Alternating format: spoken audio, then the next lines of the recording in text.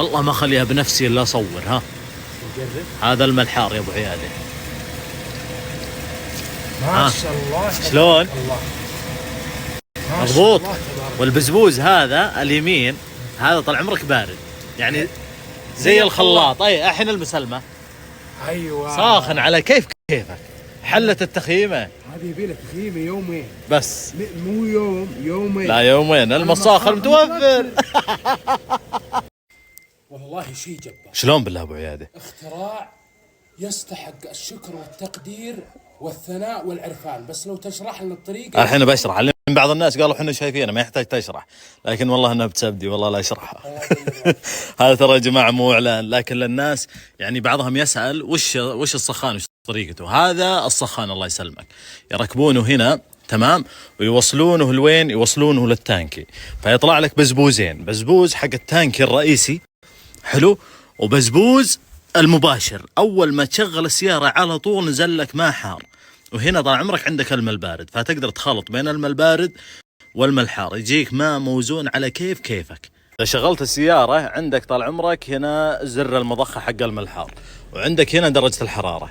اذا تبي تطلع القيله دق طال عمرك السلف، وعلى طول اضغط زر المضخه علشان يسخن التانك الرئيسي. واذا وصلت الموقع خلاص طفي السياره والتانك الرئيسي ساخن حلو، تغسل منه، تزين قهوتك وشاهيك منه، واذا تبي تزين من المباشر اهلا وسهلا، كل شيء متوفر.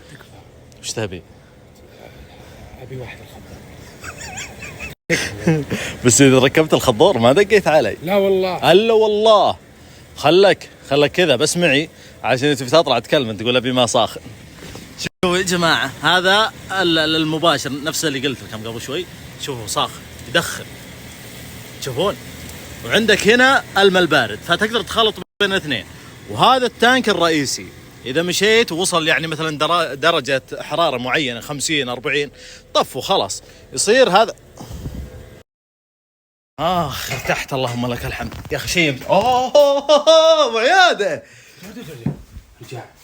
لا يا حبيبي، مثله ماء صاخن خضور تاكل حنيني، ما في ماء صاخن خضور ما تاكل حنيني. لا عاد ما يفرقنا ما صاخن، ما يفرقنا ما صاخن.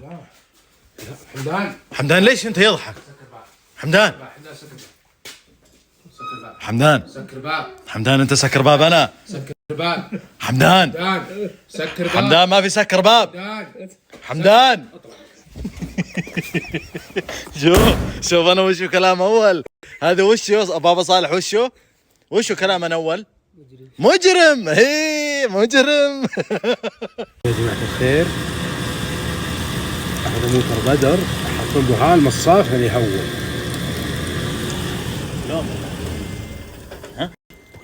ليه خضور ما ابو هاللون؟ ناس مقامات. وليه جيبك ابو ما صاخن وانا جيبي ما ابو ما صاخن؟ علشان بعدين اللي طلعت تبي لك ما صاخن هذا تدق عليه. لو انت مشتهين نتكلم على بدر. نبي نطلع. انت ما قصدك اصبر اقول لك شيء. اشتك بالله عمري اطلع ما اقول لك. اي واجد. عين خير. لا تحط بذمتك. طلعات كثيره بدر الحين. ما لك غنى عني. اخ ابو اي طلعت اطلعه على طول ترفع السماعه. بدر نبي نطلع. تبي المصاخن ما تبيها. بس انا علمك انا ما انعزل ادق عليك. بس اذا النوب نايم انت. لا ما نمت. تعرف اني على طول اقوم. ادفع الله. طيب